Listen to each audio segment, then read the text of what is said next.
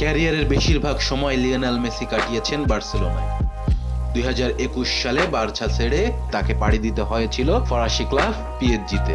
সেখানে কাটানোর সময় একদমই উপভোগ্য ছিল না বিশ্বজয়ীর, বলেছেন কিংবদন্তি নিজেই।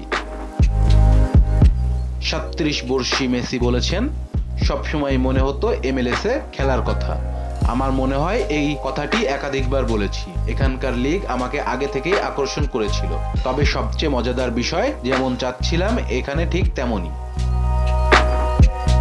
ইন্টার মায়ামির হয়ে খেলতে আসা ছিল একটি দারুণ সুযোগ। প্যারিসে আমার শেষ বছরগুলো পরিস্থিতি যেভাবে বিকশিত হচ্ছিল, যদিও কঠিন একটি সময় সিদ্ধান্ত নিতে হয়েছিল, কারণ সেই সময় আমাকে বার্সেলোনা ছাড়তে হয়েছিল।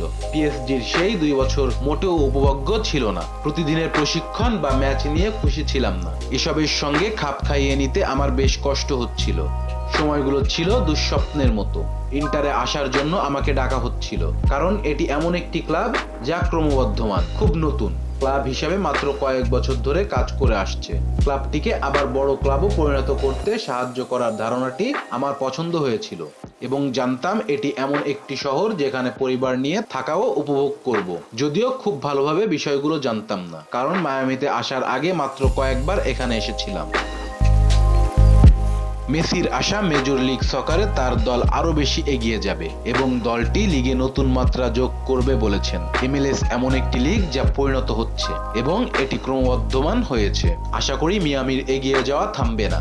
একই সঙ্গে অন্য ক্লাবগুলো মিয়ামির সঙ্গে কি ঘটছে তা দেখবে এবং তারাও ক্লাব হিসাবে পরিণত হতে থাকবে। তাতে এই লিগও অনেক দূর এগিয়ে যাবে, আরো গুরুত্বপূর্ণ হয়ে উঠবে। Rezwan Islam, B sports.